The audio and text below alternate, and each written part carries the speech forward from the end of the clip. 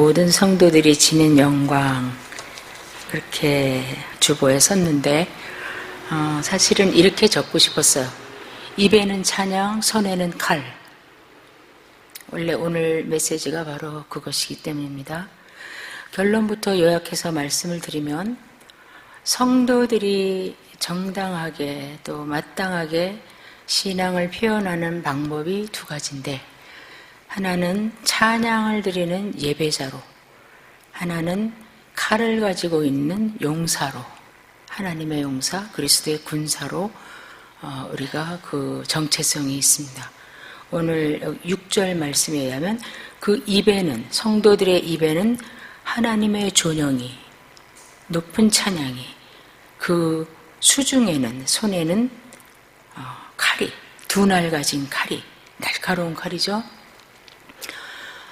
요즘 우리가 밖에 사람들, 구약 시대 얘기로 하면 이방인들, 우리 시대로 얘기하면 안 믿는 분들이 예배를 해라 말아라, 강행했냐 뭐 했냐 이렇게 말씀들을 하시는데, 그리고 찬양 없이 예배 드려라, 기도를 크게 하지 말고 예배 드려라. 그러면 예배가 그 모든 것이 함께 들어갔을 때 우리는 예배라고 하지, 그런 것이 빠졌을 때는 우리가 예배라고 안 하잖아요. 그러면 그분들은 예배를 모르기 때문에 그렇게 이야기를 하는데, 과연 우리는 성도로서 예배를 알고 있는가? 그래서 이 예배를 우리가, 예배가 무엇인지, 하나님께 드리는 이 찬양, 성도들이 가지고 있는 두 가지 양면 중에 하나인 예배자로서 예배하는 저희들이 예배를 잘 모른다면 과연 이 예배를 우리가 지켜낼 수 있을 것인가, 그 생각을 했고, 또 참 싸울 일이 많이 있습니다. 그런데 화내지 않고 물리적으로 힘쓰지 않고 성도들이 선한 싸움을 싸워야 되는데, 여기도 성도의 손에는 칼이라고 하셨는데, 이걸 우리가 어떻게 해야 될 것인가. 그러던 중에 이 149편을 읽는데, 그 두 가지가 우리가 꼭 해야 되는 일이구나. 어느 한 가지도 예배만 드리고 그리스도의 군사의 역할을 포기해도 안 되고, 예배는 없이 밖에 나가서 용사의 삶만 산다고 해도 안 되는구나. 이것이 하나님 원하시는구나, 그것을 깨닫습니다. 여기 149편에는 성도의 특권, 우리가 누리는 특혜와 우리가 마땅히 해야 되는 의무가 나오는 겁니다. 특권은 물론 주님을 위해서 싸우는 용사된 것도 특권인데, 특별히 여기에서 특권은 하나님의 사람들이 하나님을 섬기고 찬양하고 예배할 수 있는 거, 엄청난 특권입니다. 그 예배자가 이제 삶 가운데서 하나님의 나라를 위해서 주님의 목적을 성취하기 위해서 우리가 도구로 쓰임받고 희생하고 가치를 들여서 사는 것, 이것이 바로 우리의 의무이면서도 영광이요 또 특권이라고 할 수 있습니다. 그래서 입의 찬양과 손의 칼은 성도들의 마땅한 표현이고 성도들의 영광입니다, 동시에. 그래서 주의 나라 임하시며 주의 뜻이 하늘에서 이룬 것 같이 땅에서도 이루어지이다, 이렇게 기도하는 사람들은 주 앞에 이 두 가지가 다 겸비된 사람들이 그 기도를 진실로 무슨 뜻인지 알고 할 수 있을 것입니다. 시편은 우리가 잘 아는 대로 150편까지 되어 있고, 1편은 서론이고 150편은 결론입니다. 그러면 실제의 내용은 2편부터 149편이라고 할 수 있는데, 특별히 맨 마지막 5편, 146편부터 150편까지는 할렐루야로 시작해서 할렐루야로 끝납니다. 오늘도 할렐루야 한번 이야기하고 하늘에서 새 노래로 여호와를 노래하며, 그리고 마지막에 가서 할렐루야 이렇게 끝납니다. 146편에서 150편이 다 그렇습니다. 그래서 우리가 사랑장이다, 히브리서 11장을 믿음장이다 그러는 것처럼 이 시편 146편에서 150편까지는 할렐루야 시편이라고 우리가 부릅니다. 할렐루야는 우리가 아는 대로 영어로는 Praise the Lord, 주를 찬양하라.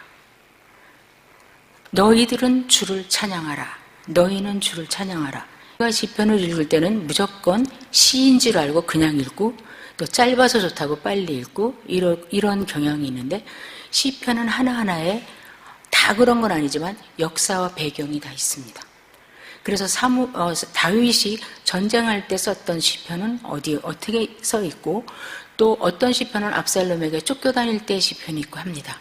자, 그런데 그 내용 중에 가장 앞인 2편에서 보면 벌써 2편 첫 장부터 열방이 모든 나라가 모든 민족의 지도자들이 하나님을 대적하고 하나님의 기름 부은 자와 또 그 백성들을 다 대적합니다. 그래서 우리가 저 여호와로부터 우리 결박을 끊자, 우리 반란을 일으키자, 순종하지 말자, 그거서부터 시작이 됩니다. 그러나 하나님께서 나는 벌써 다 계획이 있는데 소용없는데 그러면서 너희가 살고 싶으면 아들에게 입 맞춰라. 그러면 살 것이다. 아니면 철장으로 항아리를 깨듯이 너희는 무너질 것이다. 이렇게 시편은 시작합니다. 그리고서 3편서부터는 계속 슬프고 탄식하고 특별히 다윗의 시가 거의 대부분인 그 시편의 1권에 보면 거의 다 탄식하고 도와달라고 하고 울부짖고 공고함 가운데 괴로움 가운데 있는 시편. 과연 마지막 시편에서 뭐라고 말씀하실까? 이 시편을 편집한 분이 이 시편을 맨 마지막에다 놨을까? 우리에게 남은 것은 과연 무엇일까? 이 149편까지 오는 동안 이제 우리 성도들이 그거 다 겪고 나서 남은 일은 무엇인가? 149편은 승리의 시편입니다. 승리의 계가를 부릅니다. 그리고 승리를 약속하고 승리를 확신합니다. 그래서 많은 사람들은 이 시편을 전쟁하러 나갈 때 부르는 시편이었다 이렇게 말합니다. 실제로 그 마카비 전쟁이 있을 때도 그 사람들도 이 시편을 읽으면서 싸우러 나갔다고 합니다. 6절을 문자적으로 진짜로 물리적으로 싸우라는 걸로 계산을 한 거죠. 물론 구약시대에는 그럴 수 있어요. 그러나 우리는 지금 이 시대에는 그렇게는 해석하면 안 되겠습니다. 자, 그래서 149편에 보면 승리의 노래입니다. 마치 요한계시록이 앞에서부터 계속 나가다가 18장에 가서 바벨론이 멸망되고 19장에 가서 할렐루야 할렐루야 할렐루야, 거기 보세요. 요한계시록의 할렐루야 장은 19장입니다. 거기는 계속 천사들과 생물들과 또 돌아가면서 계속 할렐루야 찬송을 부릅니다. 그래서 19장은 할렐루야 장이라고 하는데 마치 그것처럼 시편의 마지막에 승리의 전쟁에서 승리하는 것으로 끝내는 것처럼 이제 계시록에서도 그렇게 하면서 그 다음에 새 예루살렘이 내려오고 새 하늘과 새 땅이 있고 하나님의 나라가 완성되고 이 땅의 악인들은 다 진멸되는 마지막 날을 볼 수 있는데 이 149편도 그러한 모습을 좀 볼 수 있습니다. 그러면 두 가지 면이에요. 그래서 맨 마지막 구절에 보면 이런 영광은 모든 성도에게 있도다. 우리 모두, 지금 우리도 마찬가지입니다. 이 149편에는 성도라는 말이 많이 나오고 또 제일 많이 나오는 말씀은 즐겁다, 기쁘다. 그죠? 기쁘고 즐겁고 막 노래하고 찬양하고 춤추고 이것이 예배입니다.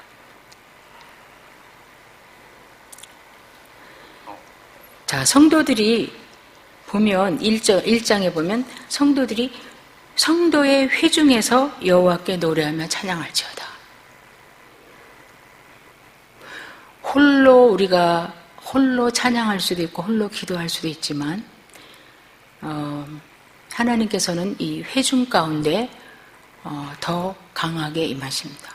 그리고 회중이 함께 경배 드릴 때 우리는 하나님의 뜻을 더 잘 알 수 있고 하나님께서 그 가운데 나타내 주시는 뜻을 많이 알 수 있습니다.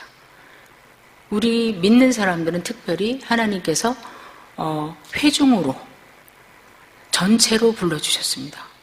우리 교회를 가지고 주님의 몸이라고 그러고 우리 한 사람 한 사람을 가지고 그 몸의 지체라고 합니다. 그래서 손 하나가 떨어져 있을 때 우리는 그 손을 갖고 사람이라고 안 합니다. 그것처럼 전체로 회중으로 불러주셨는데 여호와께 노래해라. 새 노래를 불러라. 늘 새로운 마음으로 하나님께 찬양을 드리는 거죠. 어떻게 맨날 새로운 사건이 생기겠어요? 그러나 우리가 요즘에 이제 많이 느끼는 대로 늘 주일이면 오는 줄 알았고 모이고 싶으면 모이는 줄 알았는데 이렇게 제재를 받기 시작했다. 그러면 주일날 오늘도 이렇게 우리가 하나님 앞에 경배 드릴 수 있는 건 굉장히 새롭습니다. 이렇게 새로울 때 우리가 새로운 마음으로 기도하고 새로운 마음으로 찬양할 때 이게 바로 또 새 노래가 될 수 있는데 새 노래로 찬양하는데 여호와의 회중에서 찬양할지어다. 얼마나 하나님께서 모여서 주님을 함께 구속받은 백성들이 같은 마음으로 같은 주를 찬양하는 걸 얼마나 기뻐하시는지 알 수 있습니다. 자, 그러면 우리가 찬양을 하는 대상이 누군가? 당연히 하나님이시죠? 그런데 하나님이 누군지 알아야 되는 겁니다. 왜냐하면 예배는 우리가 하나님께 드리는 거기 때문에 우리 예배하는 자가 여기 앉아있기만 하면 예배가 아니고 하나님이 누구신가? 하나님은 어떤 일을 하시는가? 하나님은 우리가 무슨 일을 하기를 원하시는가? 이거를 알 때 더 기도도 하나님이 받으시기에 합당한 기도를 우리가 할 수 있고 찬양도 우리 마음에서 그런 마음으로 우러나서 부를 수가 있습니다. 근데 여기 어떤 분에게 우리가 찬양을 하고 예배를 하는가? 2절에 나와 있습니다. 이스라엘은 하나님의 백성이죠. 지금으로 봐는 우리 크리스찬들이죠. 자기를 지으신 자로 인해서 즐거워해라.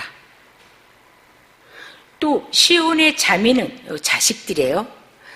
Sons of Zion, 시온의 아들들, 시온의 자녀들, 그러니까 시온에 살고 있는 하나님의 백성들이죠. 저희의 왕으로 인해서 즐거워해라. 두 가지요. 지금 예배드리러 왔는데 그 하나님, 내가 지금 누구에게 예배드리냐면 여호와 하나님께 드리는데 그 하나님은 창조주신데 나를 지으신 자고 주위에 보이는 모든 것과 보이지 않는 것을 창조하신 분이라는 것이 마음에 있어야 된다는 거죠. 예배자의 마음에. 그리고 그것이 즐거운 거예요. 그것이 즐거운 거예요. 우리는 예배드릴 때 무엇이 즐거운가? 예배에 주님이 계시는 게 즐거운 거죠. 새번역 성경에는 이렇게 2절을 해석하고 있어요. 이스라엘아, 창조주를 모시고 기뻐해라. 시온의 주민아, 너의 임금님을 모시고 큰 소리로 노래해라. 저는 이 말씀이 굉장히 마음에 닿았어요. 그렇지. 우리가 예배될 때 하나님이 여기 안에 계시고 임재해서 우리의 마음을 보시고 우리의 기도와 찬양을 들으시고 또 여기 강단에서 외치는 사역자들 통해서 하나님 하고 싶으신 말씀을 전해주시는 하나님의 임재하심이 있기 때문에 우리끼리 사람끼리 예배드리는 게 아니라 하나님을 모시고 하나님께 그 가운데서 하나님의 회중 가운데서 하나님을 모시고 아마 우리가 그림을 그린다면 둥글게 앉아서 하나님은 가운데 계시고 아니면 높은 의자에 하나님 계시고 우리가 찬양하면서 예배를 드리지 않겠는가? 창조주 하나님께, 나의 근본을 있게 해주신 분께, 나의 시작을 만들어주신 분께, 이스라엘이라는 나라를 만들어주신 분께, 아브라함을 택하사 조상을 만들어주시고 또 애굽에서 불러내서 나라로 너는 내 백성 나는 내 하나님으로 하신 그 하나님을 예배 때마다 기억하면서 찬양하는 거죠. 그 다음에는 저희의 왕, 시온의 자녀들은 아무나 하나님을 왕이라고 안 부릅니다. 주의 자녀들만 하나님을 왕이라고 합니다. 왕은 뭐 하는 사람입니까? 왕은 직분이 하는 일이 뭡니까? 백성들의 이익을 위해서 살죠. 백성들을 보호하고 구호하고 인도하고, 그죠? 그러니까 나를 만드신 하나님을 찬양하면서 우리를 계속해서 인도하시고 다스리시고 보호해 주시고 그렇게 하시는 그 왕으로 인해서 즐거워해라 하고 이 시편 기자는 지금 이스라엘 백성들, 특별히 성도의 회중에서 예배하는 예배자들에게 말합니다. 어떻게 할까? 어떻게 즐거워하래요? 찬양할지어다 그렇게도 안 하고 너희는 지으신 자로 인해서 즐거워해라. 이스라엘의 그 세 절기가 있잖아요. 그 세 절기도 영어로 보면 우리 말로는 지킬지어다. 그렇죠? 지켜라. 그런데 영어로 보면 celebrate. 잔치를 해라. 유월절로 인해서 잔치하고, 오순절로 인해서 잔치하고, 장막절로 인해서 잔치하라. 여기서 즐거워하라.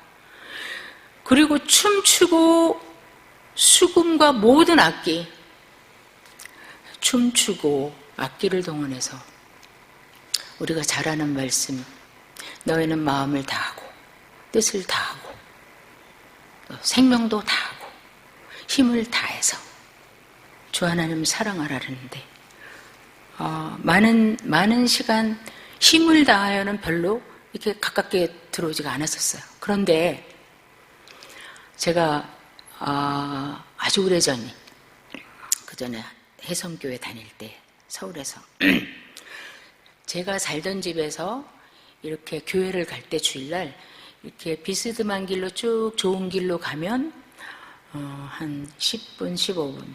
그런데 집 옆에 있는 계단으로 쭉 올라고 바로 가면 5분. 그런 집에 살았는데 뭐 지금도 가끔 그렇지만 그때 갑자기 허리가 엄청 아팠었어요. 일어나서 앉기도 힘든데, 근데 그 계단으로 그때는 이거 안 짚고 목발 짚고 다니는데 목발 짚고 그야말로 기어 올라가듯이 가가지고 지팡이를 이렇게 짚는 게 아니라 막 엎드려서 막 매달리다시피 해서 가서 예배당에 맨 끝에 겨우 탁 앉아서 앞에까지 못 가죠. 힘드니까. 그때 제 마음에 무슨 이게 바로 힘을 다하여 예배하는 거야.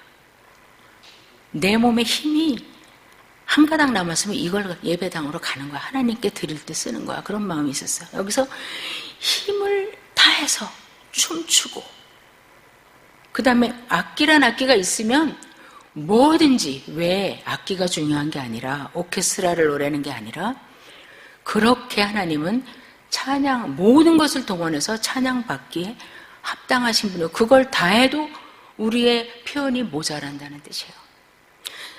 근데 요번에 제가 알은 건데, 예배를 영어로 월십이라고 그러거든요. 월십? 근데 아시는 분들이 혹시 계실지만 저만 늦게 알았는지 모르는데, 월십이 두 가지 단어가 합성이래요. worth, 가치 있다는 worth하고 ship, 존재, being, 가치 있는 존재라는 게 월십이에요. 그러면 우리가 월십을 예배라고 하는데, 그러면 예배가 가치 있는 존재, 가치 있는 존재에게만 드리는 거예요. 마땅히 그 높임을 받을 수 있는 한 존재, 유일한 존재, 그분께 드리는 게 바로 월십 예배예요. 그러면 여기만 생각해도 마땅히 경배를 받으시기에 땅과 하늘과 우주 가운데 오직 한 분이신 하나님께 우리가 경배할 수 있는 성도가 됐다는 거, 성도의 회중에 지금도 이렇게 회중에 앉아 계시다는 것이 얼마나 큰 영광인지 말할 수가 없어요. 그리고 이거는 너무 마땅한 건데, 근데 이 마땅한 거를, 왜냐하면 온 천지간에 150편에 보면 호흡이 있는 자는 다 주를 찬양하라. 하여간에 숨을 쉬는 어떤 존재는 다 주를 찬양해야 되는데, 이런 존재가 이 세상에 계신데 이 마땅한 존재에게 드리는 예배를 안 드리는 사람은 마땅히 벌을 받아야 되는 거예요. 하나님의 진노가 그 위에 머물러야 되는 거예요. 저를 비롯해서 도중에 믿으신 성도님들도 우리 마땅히 벌을 받고 진노에 임해야 되는 사람들인데 지금 이 하나님을 예배하는 사람이 된 거예요. 자, 그래서 이 하나님을 이렇게 찬양해라. 그런데 진짜 이유가 나와요. 왜냐하면, 우리 성경에는 없는데 히브리어나 영어에 보면 왜냐하면 있어요. 4절에.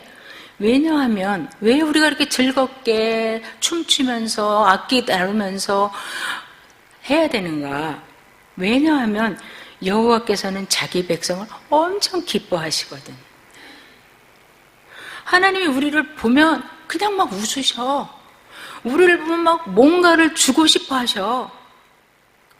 당신의 친절함과 사랑과 용서와 이 모든 것을 우리를 주시려고 그래. 너는 나의 기쁨이다. You are my delight. 시편에 그렇게 있어요. 하나님께서 우리에게 말씀하세요. 우리가 하나님께 당신은 나의 기쁨이다 그러는 거 아니고 하나님께서 우리를 보시고 You are my delight. 너는 나의 기쁨이다. 스바냐서 우리 너무 잘 알잖아요. 너의 하나님 여호와가 너희 가운데 계시니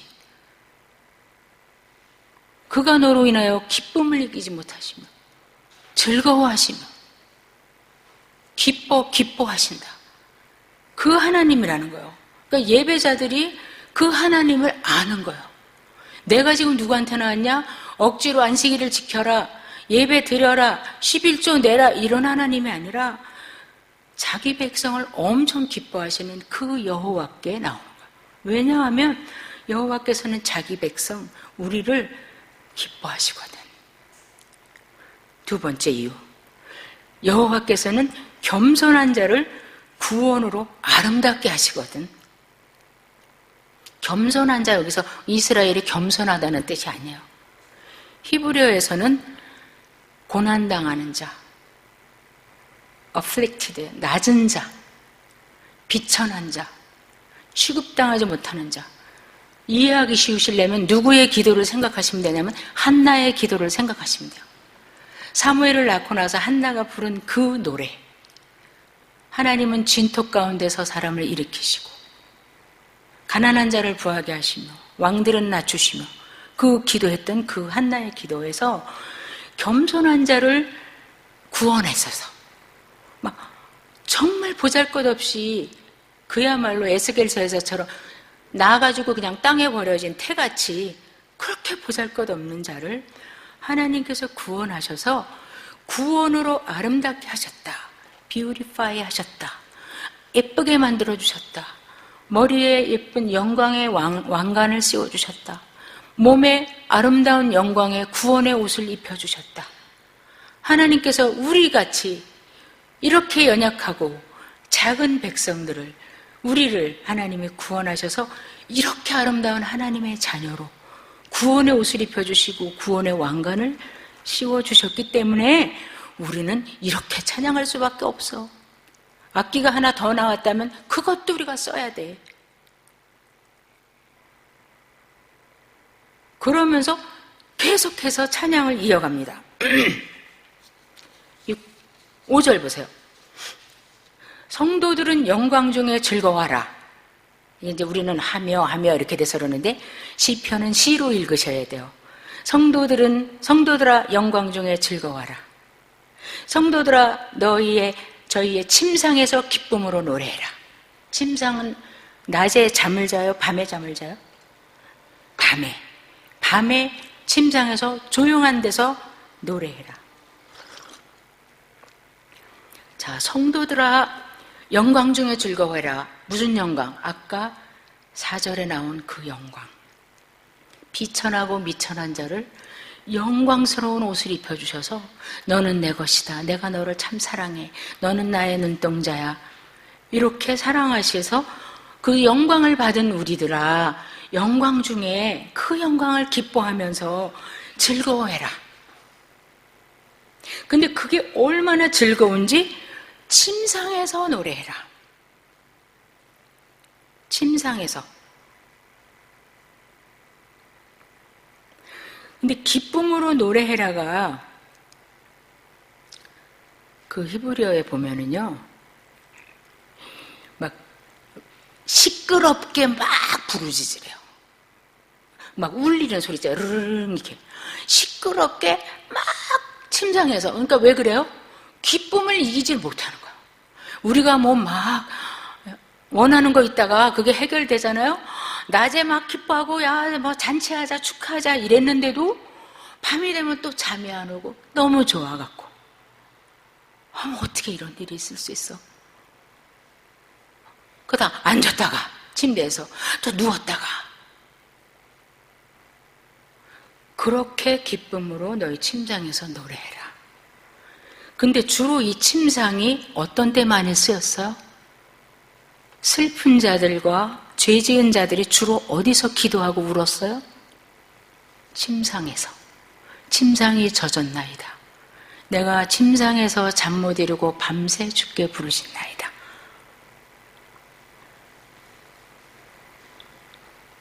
정말 과거에 어제는 그 침상이 그 울부짖던 침상에서 이제는 하나님께서 이 미천한 자들을 높이시고 우리를 사랑하시고 기뻐하시고 우리를 지으신 자가 우리의 왕이 돼서 다스려 주시니 우리가 침상에서 낮에 찬양 갖고는 안 된다. 침상에서 기뻐해라 성도들아, 꼭 성도들아 그렇게 불러요. 제가 언젠가 우리 전교인 특별 새벽기도 할 때 시편 50편인가 설교할 때 성도에 대해서 말씀드렸어요. 성도. 자, 히브리어에서 유명한 말은 하나님의 인자하심, 다함이 없는 사랑, 아가페 사랑을 헤세드라고 그래. 헤세드. 근데 성도를 하시드라고 부른다 그랬죠. 사랑받은 자들, 은혜 받은 자들, 물론 경건한 자들이지만 그 뒤에 뜻은 그런 거예요.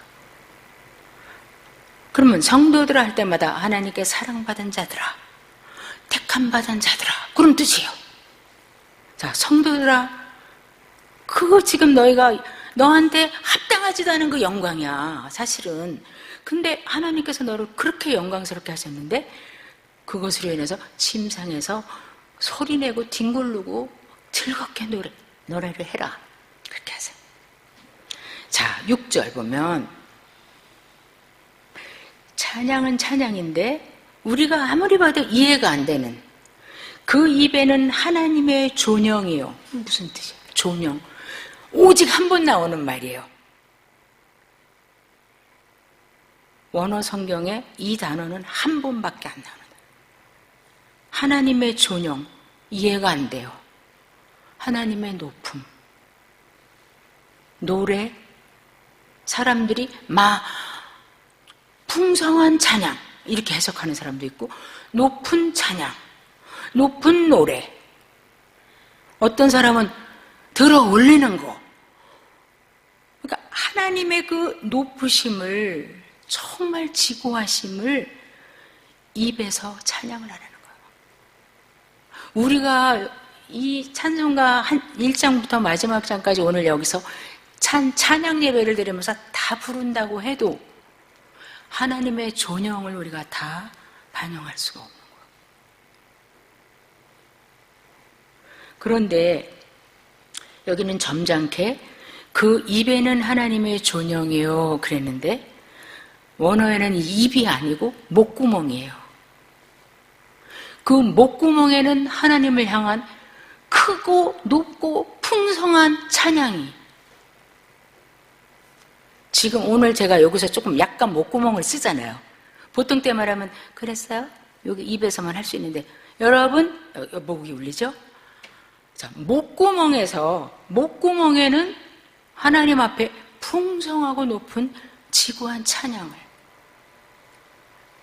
아마 성악을 하시고 그런 분들은 그게 무슨 말인지 또 아실지도 몰라요. 아주 표현할 수 없는 그런 하나님께 마땅히 드려야 되는 그 찬양을 드려라. 이게 이제 찬양하라는 것의 마지막 명령이에요. 그리고 너의 손에는, 수중에는 두 날 가진 칼을 가져라. 얼른 보면 너무 안 어울리죠. 찬양을 하다가 갑자기 칼을 가지라. 그럼 이 칼은 왜 가지라고 하는가? 밑에를 보니까 전쟁을 준비하래요. 전쟁. 근데 그냥 나가서 이길 수 있을까 말까? 이런 전쟁이 아니고 끝난 전쟁이에요. 이제 악인들과 하나님을 대적하던 자들이 마지막 날에 완전히 진멸되는데 그 진멸시키는 일을 누가 맡으냐? 요한계시록에 보면 천사들이 나와서 막 이삭도 잘리기도 하고 천사들이 가서 뭐 재앙도 내리고 그러잖아요. 여기 보면 하나님께서 성도들아 내 수중에 칼을 가지고 나가라. 그래서 그 칼로 7절에 보면 열방의 복수를 행해라. 누구의 복수예요? 하나님의 복수. 개인적인 복수하려는 게 아니라 이때까지 하나님을 대적하고 아까 시편 2편서부터 시작해서 하나님의 나라를 대항하고 하나님 뜻대로 살려는 사람, 예를 들면 다윗 같은 사람, 뭐 선지자들을 죽이고 망하게 하려고 그러고 또 하지 않아야 되는 악을 향해서 가서 하나님의 거룩한 백성의 회중 안에 나쁜 것과 악한 것, 거룩하지 않은 것들을 끌어들이고 이래 해도 하나님께서 계속 꾹꾹 참으시고 때가 찰 때까지 계셨던 그 진노. 9절에 보면 기록한 판단대로, 기록된 대로 시행해라. 너무 많이 기록되어 있죠. 시편 1편만 해도 악인은 망할 것이다. 악인은 그렇지 않으며 바람에 나는 재와 같다. 악인의 길은 멸망하나 여호와께서 의인의 길은 인정하신다. 그게 기록된 말씀이에요. 선지서에서도 계속 그러고. 근데 그것이 안 이루어지니까 악인들이 방자해서 하나님을 건드려도 되는구나. 하나님의 백성들을 좀 툭툭 건드리고 못 살게 굴어도 되는구나. 이래 했는데 이제 손에 칼을 잡아라. 나가서 싸워라가 아니라 열방에 나의 복수를 너가 대신해라. 그러니까 지금 복수하시는 분은 하나님이신데 이 성도들은 하나님의 도구로 용사로 나가서 대신하는 거예요. 하나님의 손과 발이 되는 거예요. 민족들을 벌해라. 왜 벌해요? 이스라엘이 아니니까 벌하는 게 아니고 하나님을 노골적으로 의도적으로 대항했고 대적했기 때문이죠. 하나님의 뜻을 막고. 자, 8절 보면 그리고 그 열방의 왕들과 귀인들, 높은 사람들을 다 사슬로 철고랑으로 결박해라. 이건 언제 있는 일이에요? 전쟁 나가서 이겼을 때, 포로를 잡아올 때 하는 거잖아요.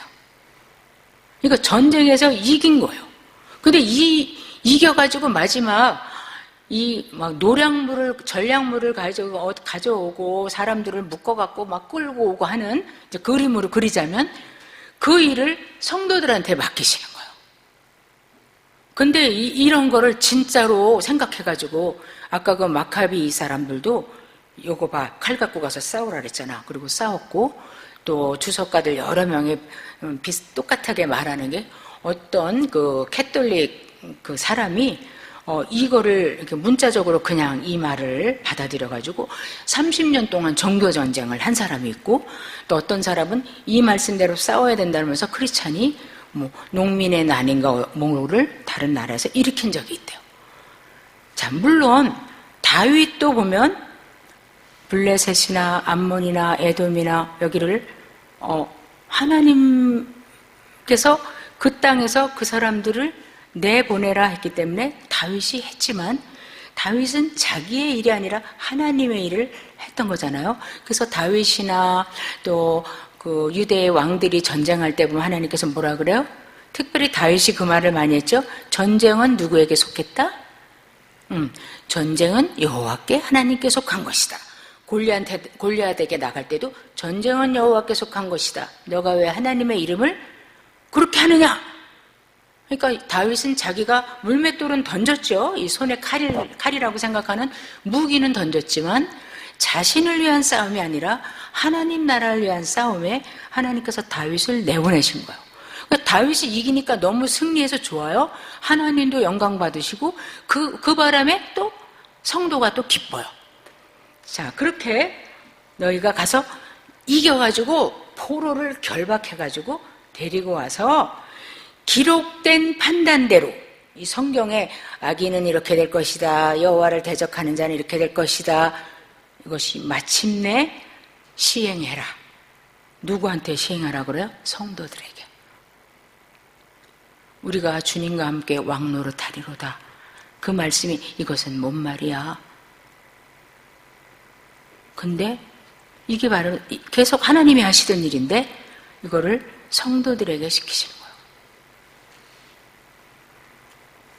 우리가 안 보여서 그렇지 에덴 동산에서 아담과 하와가 선악과를 따먹는 그날부터 주님이 재림하시는 날까지 계속 전쟁은 끝이 없어요.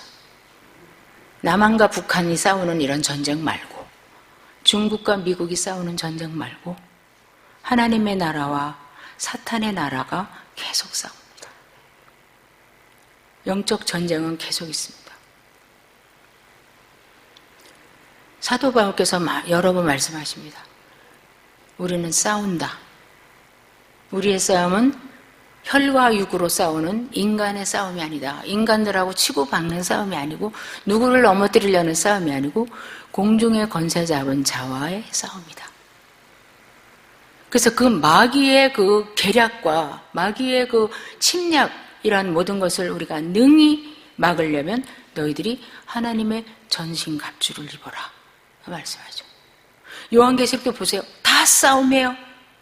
계속 전쟁이에요. 용이 싸우고 뭐가 싸우고 계속 싸웁니다. 마침내 주님께서 승리하시는 거죠. 그날이 반드시 옵니다. 여기는 이미 이 성도들이 이것을 확신하는 거예요. 성도들아, 너희의 입에는 너무너무 숭고한 찬양을 가득하게 하고 하나님 앞에 늘 이 앞에 이 말대로 경배하고, 그 자세로 경배하고, 그 다음에 하나님의 나라를 위해서, 목적을 이루기 위해서 너의 삶을 바쳐라. 어떻게 할 것인가? 성도는 하나님 나라의 대리인들이에요. 하나님께서 싸우시고 우리는 하나님의 동역자인 동시에 군사예요. 마틴 루터가 종교개혁할 때 불렀던 찬양에 대장 되신 예수 앞서가시고 우리는 뒤에서 따라간다고, 믿는 사람들아 군병 같으니 찬양하잖아요. 종교개혁 때도 전쟁이었죠. 자, 그렇게 하나님의 도구로 쓰임받다가 하나님의 영광의 나라가 반드시 이룰 것인데, 그때 우리는 함께 즐거워하는 거예요.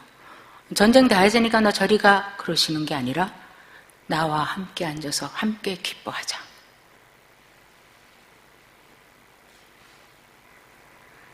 아주 알기 쉽게 찬양을 쉬지 않고도 하나님의 일을, 하나님의 목적을 이루어드리는데 양쪽을 다 잘했던 사람이 있어요. 느헤미야죠. 기도하고 모여서 기도하고 하나님께 느헤미야가 시시때때로 기도하면서 성벽을 쌓는 거예요. 근데 성벽을 쌓는데 원수들이 막 대적하고 못 사게 하는 거예요. 그러니까 이젠 기도하고 한 손에는 칼과 활을 들고 한 손에는 삽이나 이런 도구를 들고 또 성벽을 치는 거예요.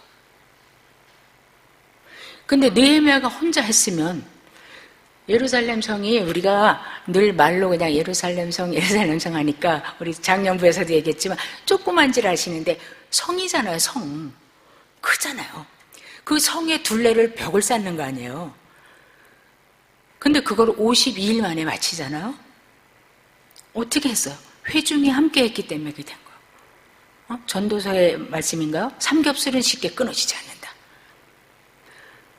그 성벽을 쌓을 때 감동스러운 장면이 뭐예요?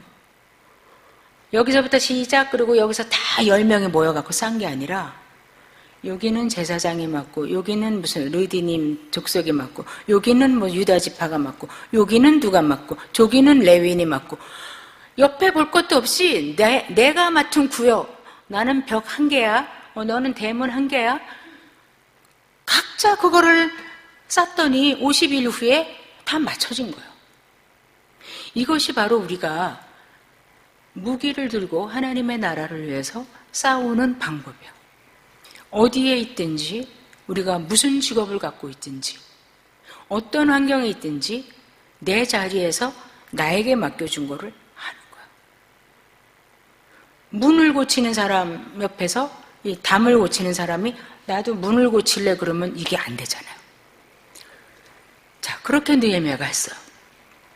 다윗은 말할 것도 없죠. 전쟁에 나갈 때마다 나갈까요 말까요 기도하고, 이기고 오면은 찬양하고.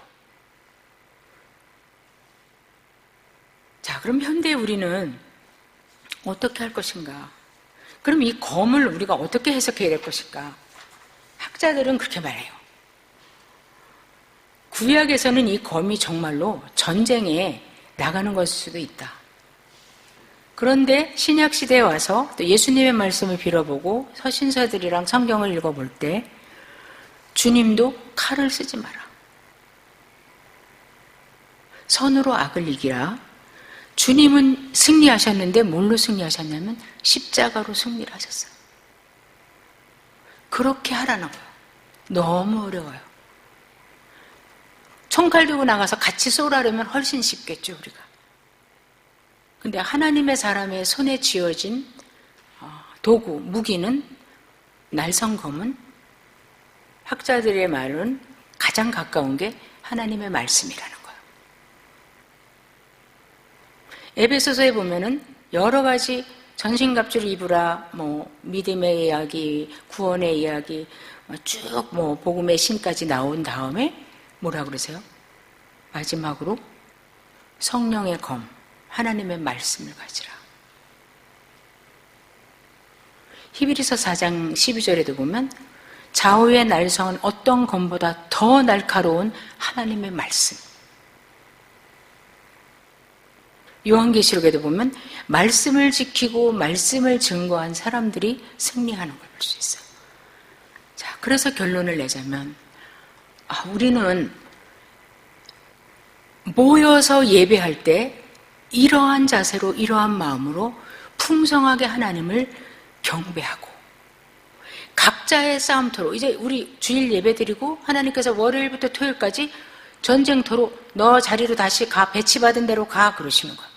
그럼 그 자리에 가서 우리가 내게 있는 무기 하나님의 말씀대로 말씀을 순종하고 말씀대로 살고 예수님의 말씀이고 예수님께서 기뻐하시는 일은 예스하고 악에 관한 것이고 성경하고 조금씩 빗나간다. 많이 빗나가는 건 우리가 물론 노하죠. 이거는 아닌데 살짝 노. 진리를 기뻐하고 불의를 미워하고 이것을 어떻게 그럼 진리인지를 알고 불의인지를 아는가? 하나님 말씀이 자라고 그랬잖아요. 재는 매저하는 캐는 말씀대로. 근데 엄청 어렵죠. 희생이 많이 있을 거예요. 고통도 많이 있을 거예요. 빨리 해결되지도 않을 거예요. 오래 걸릴 수도 있어요. 근데 반드시 돼요. 하박국서의 말씀처럼 더딜지라도 반드시 된다. 반드시 내 때에 된다. 더딜지라도 속히 된다. 무슨 말씀? 반드시 하나님의 때에 된다.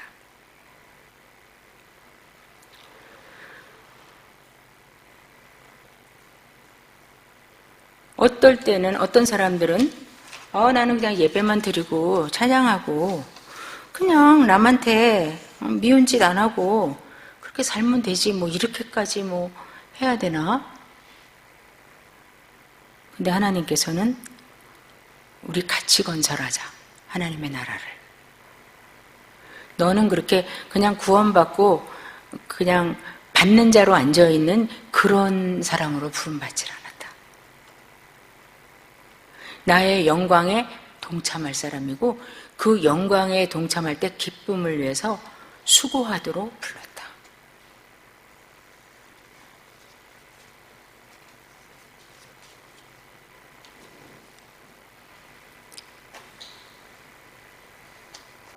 갈수록 전쟁은 심해질 수도 있어요. 근데 우리에게 있는 무기는 세상이 갖지 못한 무기예요.